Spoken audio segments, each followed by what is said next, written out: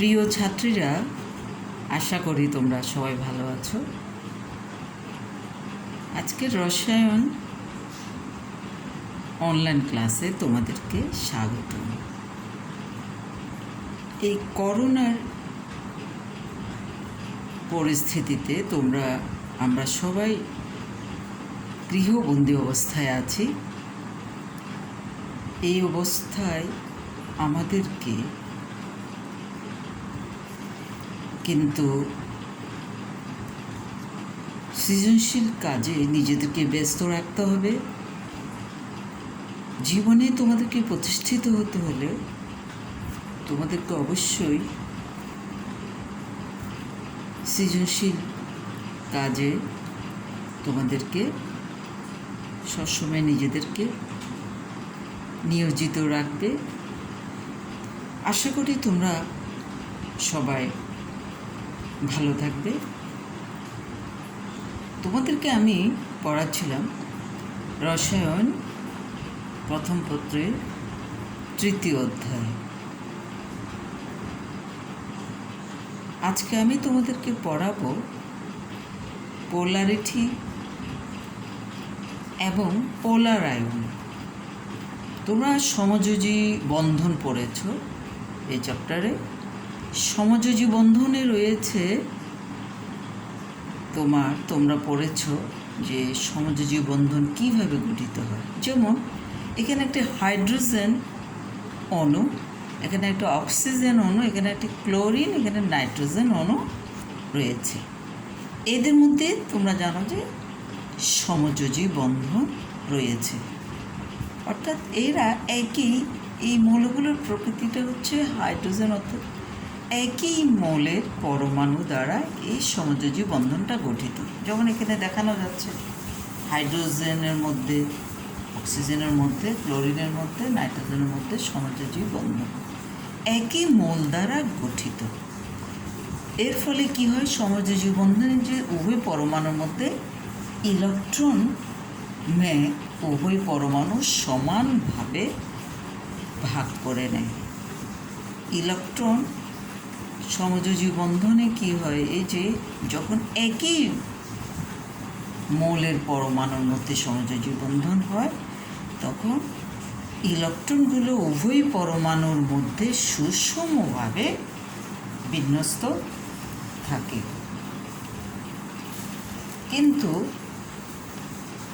যদি অন্য একটা মৌল, যেমন তোমরা দেখেছ হাইড্রোজেন ক্লোরাইড মৌলটির মধ্যে বা হাইড্রোজেন ফ্লোরাইড, যখন দুটি ভিন্ন মৌলের মধ্যে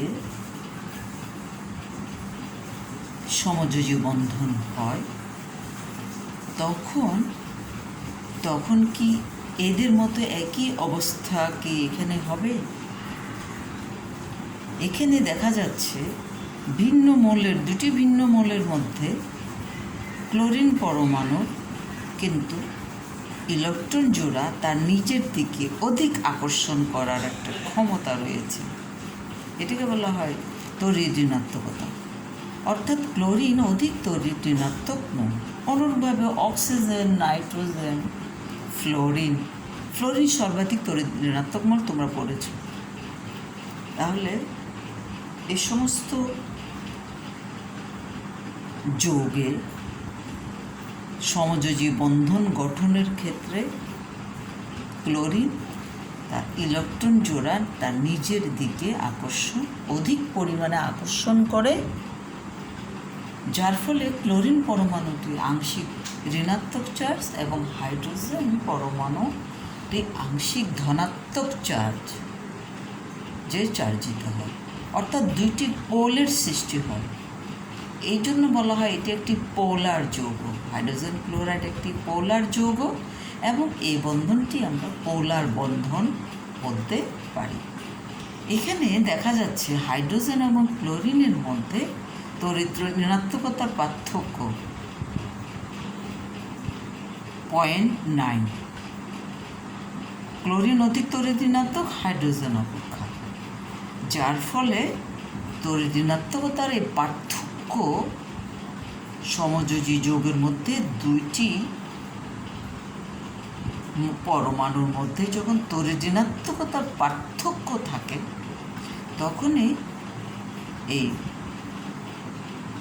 পোলার বা পজিটিভ নেগেটিভ পোলের সৃষ্টি হয়, অর্থাৎ সমযোজী যৌগ কিন্তু যৌগটি একটু আয়নিক ধনাত্মক চার্জ, এই যে আংশিক ধনাত্মক আংশিক ঋণাত্মক এই যে আয়নিক চার্জ লাভ করে, অর্থাৎ যৌগটি একটি আয়নিক যৌগের ন্যায় আচরণ করে। সমযোজী যৌগ কিন্তু আয়নিক যৌগের ন্যায় আচরণ করে।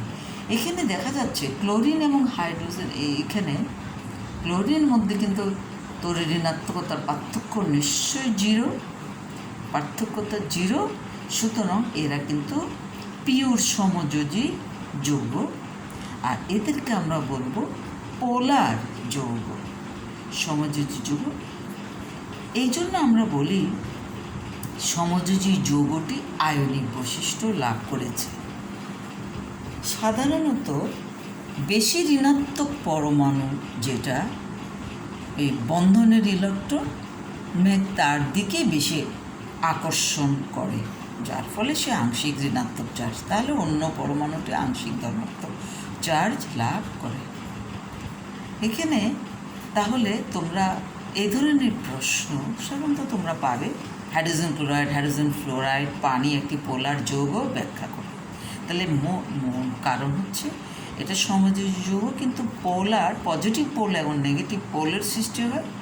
এদের মধ্যে এই সমস্ত যৌগের মধ্যে একটা ডাইপোল মোমেন্ট আছে, যেমন পানিতে পোলার যৌগ ডাইপোল মোমেন্ট আছে।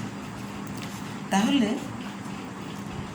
কেন এই সমযোজী যৌগ কিন্তু এরা পোলার যৌগের নেই আচরণ করে? পজিটিভ পোল নেগেটিভ পোল থাকলে এদের গলনাঙ্ক স্ফুটনাঙ্ক বেড়ে যায়।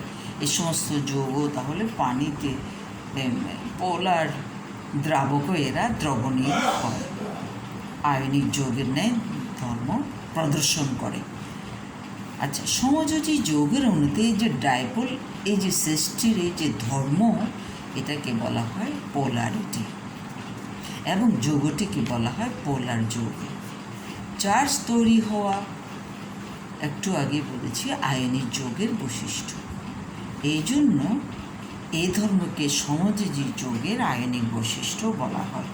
তোমাদের সুবিধার জন্য তোমরা আরেকটু স্মরণ করতে পারো, নাইট্রোজেনের তড়িৎ ঋণাত্মকতা 3, অক্সিজেনের তড়িৎ ঋণাত্মকতা 3.5, ফ্লোরিনের 4, ক্লোরিনের 3, ব্রোমিনের 2.5 এবং আয়োডিনের তড়িৎ ঋণাত্মকতা 2.5। তাহলে এই সমস্ত মৌলের সঙ্গে হাইড্রোজেনের বা অন্য মৌলের যে তড়িৎ সমযোজী বন্ধন তৈরি হবে, তখন তড়িৎ ঋণাত্মকতার পার্থক্য যত বেশি, তাহলে ওই যৌগটি তত বেশি আয়নিক ধর্ম দেখাবে। এবার দেখো, তড়িৎ ঋণাত্মকতার পার্থক্যের সাথে পোলারিটির অর্থাৎ সমযোজী যৌগের আয়নিক বৈশিষ্ট্য প্রদর্শনের একটা সম্পর্ক তোমরা একটু দেখো। যেমন তড়িৎ ঋণাত্মকতার পার্থক্য যদি দুইটি মৌলের মধ্যে তড়িৎ ঋণাত্মকতার পার্থক্য যদি 0 হয়, তাহলে ওই যৌগটি হবে বিশুদ্ধ সমযোজী। একটু আগে দেখেছো হাইড্রোজেন এবং ক্লোরিনের মধ্যে তড়িৎ ঋণাত্মকতার পার্থক্য 0, এই জন্য হলো বিশুদ্ধ সমযোজী যৌগ। আর তড়িৎ ঋণাত্মকতার পার্থক্য যদি 0.5 নিচে হয়, তখন এরা সমযোজী যৌগ কিন্তু এরা অপোলার, এরা পোলার হবে না। মিথেন গ্যাসের নাম শুনেছ, মিথেন, কার্বন এবং হাইড্রোজেনের মধ্যে তড়িৎ ঋণাত্মকতার পার্থক্য 0.5 নিচে। আর তৃতীয় হচ্ছে 0.5 উপরে 1.7 পর্যন্ত যদি তড়িৎ ঋণাত্মকতার পার্থক্য হয়, তখন আমরা ওই যৌগকে বলি পোলার সমযোজী যৌগ। এই যেমন একটু আগে আমরা যেটা বলেছি হাইড্রোজেন ক্লোরাইড, পানি, হাইড্রোজেন ফ্লোরাইড, এদেরকে বলা হয় পোলার যৌগ। আবার কিছু যৌগ আছে যেমন carbon dioxide, carbon disulphide, beryllium chloride, এদের আকৃতি কিন্তু সরল রৈখিক। তোমরা পড়েছ বেরিলিয়াম ক্লোরাইডের আকৃতি AB2, সংক্ষেপে আমি AB2 দিলাম, যে এদের আকৃতি কিন্তু সরলরেখা। এখানে দেখা যাচ্ছে কার্বনের চেয়ে অক্সিজেনের তড়িৎ ঋণাত্মকতা বেশি, বোরনের চেয়ে ক্লোরিনের তড়িৎ ঋণাত্মকতা বেশি। এই ধরনের যৌগে, অর্থাৎ এরা AB2 টাইপের যৌগ, এদের আকৃতি বললাম সরলরৈখিক। এদের এই যে ক্লোরিন ব্রোমিন, এই অ্যাঙ্গেলটা 180 ডিগ্রি হয়। Carbon dioxide, beryllium chloride, carbon disulphide, এই সমস্ত যৌগের মধ্যে যদি কার্বন এবং অক্সিজেনের মধ্যে তড়িৎ ঋণাত্মকতার পার্থক্য অধিক হলেও এই যৌগগুলো কিন্তু ডাইপোল মোমেন্টের মান এদিকে এবং এদিকে উভয় দিকে ডাইপোল মোমেন্টের মান সমান এবং বিপরীত। ডাইপোল মোমেন্ট রয়েছে কিন্তু সমান এবং বিপরীত, যার ফলে এই যৌগটি কিন্তু পোলারিটি থাকলেও এই যৌগটির মধ্যে কিন্তু এই ডাইপোল মোমেন্ট পরস্পরকে প্রশমিত করে, ফলে ডাইপোল মোমেন্টের মান শূন্য হয়। এদের এই সমস্ত যৌগ কিন্তু আর পোলার যৌগ হবে না। তাহলে কার্বন ডাইঅক্সাইড পোলার যৌগ নয়, এরা অপোলার যৌগ। কিন্তু আবার পানি, তোমরা দেখেছ পানির আকৃতি কিন্তু কৌণিক আকৃতি হয়, যার ফলে পানির মধ্যে যে এই অ্যাঙ্গেলটি রয়েছে, এর ফলে এই কোণ আকৃতি হয়। এই জন্য AB বন্ধন বা অক্সিজেন হাইড্রোজেন বন্ধন পানিতে, AB বন্ধন দুইটি লব্ধি ডাইপোল মোমেন্ট থাকে। এই জন্য পানি একটি পোলার যৌগ। এদের মধ্যে লব্ধি ডাইপোল মোমেন্ট থাকে। ফিজিক্সে তোমরা পড়েছ লব্ধিটা ডাইপোল মোমেন্ট। এখানে ডাইপোল মোমেন্ট সমান এবং পরস্পর বিপরীত, পরস্পরকে নিষ্ক্রিয় করে, ডাইপোল মোমেন্টের মান শূন্য হয়। এইবার তাহলে তোমরা বুঝতে পেরেছ পানি কেন পোলার যৌগ ব্যাখ্যা, অপোলার যৌগ। এখন তড়িৎ ঋণাত্মকতা সম্পর্ক আর একটু স্মরণ করতে পেরেছ। এবার তোমরা যেটা পড়বে সেটা হচ্ছে পোলার আয়ন বা পোলারাইজেশন। একটু আগে পড়েছি পোলারিটি, সমযোজী যৌগ আয়নিক ধর্ম দেখাচ্ছে, পোলারিটি। এইবার আমরা আরেকটি ইম্পর্টেন্ট একটা বিষয়ে যে যাব, সেটা হচ্ছে, যেটা তোমাদের অবশ্যই ভালো করে মনোযোগ দিয়ে পড়বে। কিছু প্রশ্ন আছে, এগুলো অ্যান্সারগুলো লিখে আমাকে ইনবক্সে পাঠাবে। পোলারাইজেশন বা পোলার আয়ন কি? একটু আগে যেটা বলেছি সেটা সমযোজী যৌগের ক্ষেত্রে, আর এই যে পোলারাইজেশন বা পোলার আয়ন যেটা বলবো, এটা কিন্তু আবার বলবো তোমাদেরকে আয়নিক যৌগের ক্ষেত্রে। এটা পোলার আয়ন দিয়ে আয়নিক যৌগ যে সমযোজী বৈশিষ্ট্য প্রদর্শন করে সেটাই দেখতে পারি। যেমন আয়নিক যৌগে ক্যাটায়ন এবং অ্যানায়ন কাছাকাছি থাকে, দুটি বিপরীতধর্মী চার্জের মধ্যে পরস্পর একটি আকর্ষণ বল কাজ করে। যখন কোনো ক্যাটায়ন কোনো অ্যানায়নের খুব নিকটে আসে তখন কী হয়? ক্যাটায়নের নিউক্লিয়াস অ্যানায়নের ইলেকট্রনকে আকর্ষণ করে, অ্যানায়নের নিউক্লিয়াস ক্যাটায়নের ইলেকট্রনকে আকর্ষণ করে। আবার ক্যাটায়ন এবং অ্যানায়ন উভয়ের নিউক্লিয়াস কিন্তু পরস্পরকে বিকর্ষণ করে, যেহেতু এদের মধ্যে সমধর্মী চার্জ পরস্পরকে বিকর্ষণ করে। এই আকর্ষণ বিকর্ষণের ফলে দেখা যায় যে অ্যানায়নের যে ইলেকট্রন ম্যাগটা ক্যাটায়ন দ্বারা আকৃষ্ট হয়।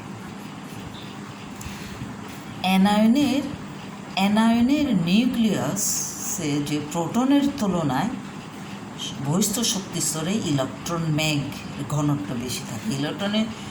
বহিস্থ শক্তি স্তরে ইলেকট্রনের সংখ্যা বেশি থাকে। এই ইলেকট্রনের উপর এই ক্যাটায়নের নিউক্লিয়াসের আকর্ষণটা তুলনামূলকভাবে বেশি হয়। অ্যানায়নের নিউক্লিয়াসের প্রোটনের তুলনায় বহিস্থ শক্তি স্তরে সাধারণত যে ইলেকট্রন রয়েছে, এই ইলেকট্রন ম্যাগের উপর ক্যাটায়নের নিউক্লিয়াসের আকর্ষণ তীব্র হয়, অর্থাৎ অ্যানায়নের ইলেকট্রন ম্যাগ ক্যাটায়নের দিকে কিছুটা বিচ্যুত হয়, তখন অ্যানায়নের ইলেকট্রন ম্যাগের বিকৃতি ঘটে। এই বিচ্যুতি বা বিকৃতিকে বলা হয় ক্যাটায়ন কর্তৃক অ্যানায়নের বিচ্যুতি বা পোলারায়ন বা পোলারাইজেশন। তাহলে ক্যাটায়ন কর্তৃক অ্যানায়নের পোলারায়ন। আসলে এখানে অ্যানায়নে ইলেকট্রনের সংখ্যা, ইলেকট্রন ম্যাগ এর সংখ্যা বেশি থাকে, ক্যাটায়নে প্রোটনের সংখ্যা বেশি থাকে। প্রোটনের সংখ্যা বেশি থাকলে পজিটিভ চার্জের একটা আকর্ষণ, নিউক্লিয়াসের আকর্ষণ, এই যে অ্যানায়নের যে ইলেকট্রন ম্যাগের উপর অধিক আকর্ষণ করে। এই কারণে এই অ্যানায়নের ইলেকট্রনগুলোকে ক্যাটায়ন আকর্ষণ করে নিয়ে যায়। এই জন্য আয়নিক যৌগগুলো তখন অ্যানায়নের বিকৃতি ঘটে। ক্যাটায়ন এবং অ্যানায়ন স্ব অবস্থানে থাকার সময় কিছু কিছু ক্ষেত্রে দেখা যাবে ক্যাটায়নের আকার ছোট হলে কয়েকটি কারণে অ্যানায়নের ইলেকট্রন ম্যাগকে ক্যাটায়ন আকর্ষণ করার অদ্ভুত ক্ষমতা রয়েছে। এই জন্য এর ইলেকট্রন ম্যাগ বিচ্যুত হয়ে যায়। দুইটি আয়নেই তখন আংশিকভাবে এই ইলেকট্রন ম্যাগকে শেয়ার করে। ক্যাটায়ন এবং অ্যানায়ন উভয় আয়নে আংশিকভাবে এই ইলেকট্রন ম্যাগকে উভয় আয়নে শেয়ার করে। তাহলে আমরা বলছি যৌগটি আয়নিক। আয়নিক যৌগটি ইলেকট্রন শেয়ারের মতো এমন একটি ঘটনা ঘটলে আয়নিক যৌগের সমযোজী বৈশিষ্ট্য প্রকাশ পায়। ক্যাটায়নের আকর্ষণে অ্যানায়নের ইলেকট্রন ম্যাগের, ক্যাটায়নের আকর্ষণে অ্যানায়নের ইলেকট্রন ম্যাগের এই বিকৃতিকে বলা হয় পোলারাইজেশন। এই বিকৃতিকে বলা হয় আয়নিক যৌগের সমযোজী বৈশিষ্ট্য। এই বিকৃতির ফলে আয়নিক যৌগটি সমযোজী যৌগের ন্যায় আচরণ করে, সমযোজী বৈশিষ্ট্য অর্জন করে, এদের গলনাঙ্ক স্ফুটনাঙ্ক কমে যায়। এই জন্য বলা হয় তাহলে পোলারায়ন বা পোলারাইজেশনের ফলে আয়নিক যৌগ কিন্তু সমযোজী বৈশিষ্ট্য, গলনাঙ্ক স্ফুটনাঙ্ক কমে যায়। সাধারণত ফাজানের সূত্র দ্বারা পোলারায়ন ব্যাখ্যা করা যায়। ফাজানের সূত্রটা কি? ফাজানের সূত্র হচ্ছে, ফাজানের বিজ্ঞানী ফাজান কতগুলো নীতি দিয়েছেন। ওই নীতির ফলে দেখা যাচ্ছে যে ক্যাটায়ন এবং অ্যানায়নের আকর্ষণ বা বিকর্ষণ সাধারণত বৃদ্ধি পায় নিম্নলিখিত কারণে। যেমন পোলারায়ন বাড়ে সাধারণত আয়নিক যৌগ, কিন্তু পোলারায়ন বেড়ে যায়। চারটি বিশেষ কারণ দেখানো হয়েছে আয়নিক যৌগে পোলারায়ন বা সমযোজী চরিত্র বেশি হয়। আয়নিক যৌগ সমযোজী যৌগ নিয়ে আচরণ করে যদি ক্যাটায়ন আকারেই ছোট হয়, 1 নম্বর পয়েন্ট। 2 নম্বর, যদি অ্যানায়ন আকারে বড় হয়। একটু আগে ক্যাটায়ন দ্বারা অ্যানায়নকে বিকৃতির কে বলেছি পোলারায়ন। এখন অ্যানায়নের আকার যদি বড় হয়, ক্যাটায়নের আকার যদি ছোট হয়। এরপরে হচ্ছে ক্যাটায়ন এবং অ্যানায়ন উভয়ের যদি চার্জ বেশি হয়, আর ক্যাটায়নের যদি ডি এবং এফ অরবিটালে ইলেকট্রন থাকে, তাহলে ক্যাটায়নের আকারে ছোট হতে হবে, অ্যানায়ন আকারে বড় হতে হবে। ক্যাটায়ন অ্যানায়নের উভয়ের উপর চার্জ বেশি হলে এবং ক্যাটায়নের উপর ডি অরবিটালে এফ অরবিটালে যদি ক্যাটায়নের ইলেকট্রন থাকে, এই ধরনের যৌগগুলোতে দেখা যাবে যে পোলারায়ন বা সমযোজী ক্যারেক্টার বেশি হবে। কেন? একটু আমরা আজকে দেখব। বিস্তারিত উদাহরণ আগামী ক্লাসও দেখে নিব। আজকে তোমরা বই দেখে ভালো করে একটু পড়ে নিবে। ছোট ছোট এখানে কিছু প্রশ্ন আছে, এগুলো অ্যান্সারগুলো আমাকে পাঠিয়ে দিলে আমি খুবই খুশি হব। তোমরা যেমন ক্যাটায়ন যদি ছোট হয়, তাহলে ক্যাটায়নের নিউক্লিয়াস এবং অ্যানায়নের বাইরের স্তরের মধ্যে দূরত্ব কমে যাবে। ক্যাটায়ন যদি ছোটো হয়, ক্যাটায়নের নিউক্লিয়াস আর অ্যানায়নের যে বাইরের ইলেকট্রন, ক্যাটায়ন ছোট, যেমন এখানে দূরত্ব বেশি, ক্যাটায়ন যদি এখানে ক্যাটায়নের তুলনায় এখানে ক্যাটায়ন ছোট, ক্যাটায়ন ছোট হলে এই ছোট ক্যাটায়নটি অ্যানায়নের ইলেকট্রন মেঘের মধ্যে দূরত্বটা কমে যায়, যার ফলে এই ক্যাটায়নটা এই ইলেকট্রন মেঘকে, অ্যানায়নের ইলেকট্রন মেঘকে অধিক আকর্ষণ করতে পারে। আকর্ষণ যদি বেশি হয় তাহলে অ্যানায়নের ইলেকট্রন মেঘের বিকৃতি ঘটে। এই বিকৃতি ঘটা মানেই তো পোলারাইজেশন, অর্থাৎ আয়নিক যৌগ সমযোজী ধর্ম দেখায়। যেমন লিথিয়াম ক্লোরাইড আর সোডিয়াম ক্লোরাইডের মধ্যে তোমরা আমাকে বলবে কোনটি বেশি সমযোজী। সোডিয়াম ক্লোরাইডও একটি আয়নিক যৌগ, লিথিয়াম ক্লোরাইডও একটি আয়নিক যৌগ, কোনটির মধ্যে সমযোজী বৈশিষ্ট্য বেশি? তাহলে কোনটির ক্যাটায়ন ছোট, কোনটির ক্যাটায়ন বড়? ক্যাটায়ন ছোট হলে বড় ক্যাটায়নের তুলনায় অ্যানায়নের ইলেকট্রন মেঘের মধ্যে দূরত্ব কমে যায়। ক্যাটায়ন ছোট, অ্যানায়ন ইলেকট্রন মেঘকে অধিক আকর্ষণ করে, যার ফলে অ্যানায়নের ইলেকট্রন মেঘের বিকৃতি ঘটে, অর্থাৎ পোলারাইজেশন ঘটে। 2 নম্বর পয়েন্ট হচ্ছে অ্যানায়নের আকার বড়। অ্যানায়নের আকার, এখানে উভয় ক্ষেত্রে অ্যানায়নের আকার বড়, ক্যাটায়নের আকার ছোট। অ্যানায়নের আকার যদি বড় হয় তাহলে অ্যানায়নের নিউক্লিয়াসটি থেকে তার যে ইলেকট্রন মেঘের বাইরের স্তরের যে ইলেকট্রন রয়েছে, ইলেকট্রনের দূরত্ব বেশি হয়ে যায়। অ্যানায়নের নিউক্লিয়াস থেকে তার নিজের ইলেকট্রনের প্রতি তার আকর্ষণ কিন্তু কমে যায়। এটা তোমরা জানো, নিউক্লিয়াস থেকে দূরত্ব যত বেশি হয় তাহলে এই নিউক্লিয়াসের আকর্ষণ কমে যায়। এই নিউক্লিয়াসের আকর্ষণ যদি কমে যায় তাহলে এই বাইরের ইলেকট্রনের প্রতি অন্য একটি ক্যাটায়নের আকর্ষণটা যদি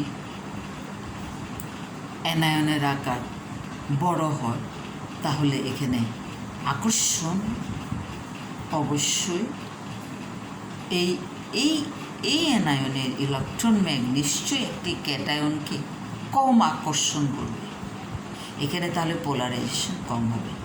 কিন্তু যদি দূরত্ব কম হয়, অর্থাৎ অ্যানায়নের আকার যদি ছোট হয়, অ্যানায়ন যদি আকারে ছোট হয় তাহলে কী হবে? অ্যানায়নের আকার যত বড় হবে অ্যানায়নের নিজের নিউক্লিয়াস এবং বাইরের ইলেকট্রনের মধ্যে দূরত্বটা তত বেশি হবে এবং আকর্ষণ ততই কমবে। ফলে ক্যাটায়নের নিউক্লিয়াসের পক্ষে অ্যানায়নের ইলেকট্রন মেঘকে পোলারায়িত করা সহজ হবে। ক্যাটায়নের এদের মধ্যে নিজেদের মধ্যে আকর্ষণ কম, ক্যাটায়নের নিউক্লিয়াসটি এই অ্যানায়নকে ইজিলি আকর্ষণ করতে পারবে। কিন্তু অ্যানায়ন যদি ছোট হয়, এই তার নিজের নিউক্লিয়াসের সাথে বাইরের ইলেকট্রনের নিজেরই আকর্ষণ বেশি হবে, যার ফলে বাইরের ক্যাটায়ন এই অ্যানায়নকে কম আকর্ষণ করবে। কম আকর্ষণ করলে পোলারাইজেশনও কম হবে। ক্যাটায়ন দ্বারা যদি আকর্ষণ কম হয়, অ্যানায়নের প্রতি আকর্ষণ কম হলে পোলারাইজেশন কম হবে। তাহলে অ্যানায়নের আকার বড় হলে আকর্ষণ বেশি হবে, ক্যাটায়নের প্রতি আকর্ষণ বেশি হবে অ্যানায়নের, যেহেতু তার নিজের নিউক্লিয়াসের প্রতি তার আকর্ষণ কম। তাহলে বাইরের ক্যাটায়নের প্রতি তার আকর্ষণ বেশি হবে। অ্যানায়ন যদি বড় হয় তাহলে এই যৌগটি বেশি পোলারাইজেশন ঘটবে এবং আয়নিক যৌগের সমযোজী ক্যারেক্টারও তত বেশি হবে এই ধরনের যৌগের মধ্যে। তাহলে অ্যানায়নের আকার যত বড় হবে ততই অ্যানায়নের আকার বড়, তাহলে পোলারাইজেশন বেশি হবে। 3 নম্বর হচ্ছে চার্জ যত বেশি হবে। বিপরীত ধর্মী সাধারণত বিপরীতধর্মী চার্জের মধ্যে আকর্ষণ বেশি হয়, তখন পোলারাইজেশনও বেশি হয়। চার্জ যত বেশি হবে ততই বিপরীতধর্মী চার্জের প্রতি তার আকর্ষণ বাড়বে, ক্যাটায়ন হোক অ্যানায়ন হোক। উভয়েরই চার্জ বেশি হলে বিপরীতধর্মী চার্জকে বেশি আকর্ষণ করবে এবং পোলারাইজেশন বেশি হবে, আয়নিক ক্যারেক্টার বৃদ্ধি পাবে। এবং চতুর্থ পয়েন্ট হচ্ছে ক্যাটায়নের মধ্যে যদি ডি এবং এফ অরবিটালে ইলেকট্রন থাকে, ক্যাটায়নের মধ্যে যদি ডি এবং এফ অরবিটালে ইলেকট্রন থাকে, তখন বাইরের স্তর সাধারণত একই থাকে। ডি এবং এফ অরবিটালে যেহেতু ইলেকট্রন ভিতরে প্রবেশ করে, বাইরের স্তর ঠিক থাকে, তখন প্রোটনের সংখ্যা বেড়ে যায়। প্রোটনের সংখ্যা বেড়ে গেলে নিউক্লিয়াসের আকর্ষণ বেড়ে যায়। বেড়ে যাওয়া ইলেকট্রনগুলোর স্ক্রিনিং প্রভাব অর্থাৎ আচ্ছাদন প্রভাব থাকার পরও বেড়ে যাওয়া প্রোটনগুলো আকর্ষণের ফলে প্রোটনগুলোর আকর্ষণকে তারা প্রতিরোধ করতে পারে না, অর্থাৎ শুধু আংশিক প্রতিহত করে। অর্থাৎ ক্যাটায়নের নিউক্লিয়াসের আকর্ষণ বেড়ে যায়, ক্যাটায়নের নিউক্লিয়াসের আকর্ষণ বেড়ে যায়। যদিও বা স্ক্রিনিং ইফেক্ট থাকে, আচ্ছাদন প্রভাব থাকে, যদি ক্যাটায়নের মধ্যে ডি বা এফ অরবিটালে ইলেকট্রন প্রবেশ করে, বাইরের শক্তি স্তরে ইলেকট্রন শক্তি স্তর ঠিক থাকে, ভিতরের দিকে ইলেকট্রন প্রবেশ করে, অর্থাৎ প্রোটনের সংখ্যা বেড়ে যায়। স্ক্রিনিং ইফেক্ট প্রভাব থাকার পরও প্রোটনের সংখ্যা, প্রোটনগুলোর আকর্ষণকে তারা প্রতিরোধ করতে পারে না। প্রোটনের আকর্ষণটা এখানে প্রবল হয়ে দেখা দেয় ক্যাটায়নে। প্রোটন সংখ্যা বেড়ে গেলে অ্যানায়নকে আকর্ষণ করার ক্ষমতা স্বাভাবিকভাবেই বেড়ে যায়, যার ফলে ক্যাটায়নের নিউক্লিয়াসের আকর্ষণ অ্যানায়নের প্রতি বেশি থাকে, অর্থাৎ পোলারাইজেশন বেশি হয়। যেমন পটাশিয়াম ক্লোরাইড এবং কপার ক্লোরাইডের মধ্যে কার পোলার আয়ন বেশি হবে? এখানে ডি অরবিটালে ইলেকট্রন হয়েছে কপারে, তাহলে এখানে পোলারাইজেশন বেশি, তাহলে আয়নিক যৌগ সমযোজী ক্যারেক্টার বেশি দেখাবে। তো এখানে আরেকটা প্রশ্ন ছিল 3 নম্বরে, যে সোডিয়াম অক্সাইড আর ম্যাগনেসিয়াম অক্সাইডের মধ্যে, সোডিয়াম অক্সাইডে ছিল সোডিয়ামের পজিটিভ চার্জ 1, ম্যাগনেসিয়ামের উপর পজিটিভ চার্জ 2, তাহলে কোন যৌগটির পোলার আয়ন বেশি বা কোন যৌগটি অধিক? আশা করি তোমরা বুঝতে পেরেছ। হোমওয়ার্ক করে ফেলবে। তোমাদের সবার মধ্যে উদ্যম সাহস নিয়ে তোমরা মন প্রফুল্ল রাখবে। মোবাইলের মধ্যে তোমরা অনেক কিছু দেখতে পাবে, জানতে পারবে। ভালো কিছুকে তোমরা গ্রহণ করবে, খারাপকে বর্জন করবে। তোমরা মনোযোগ দিয়ে ক্লাসগুলো আনন্দ সহকারে করবে। আশা করি তোমরা সবাই ভালো থাকবে। আজকে এখানে সবাইকে অনলাইন ক্লাসে আবার অনেক ধন্যবাদ।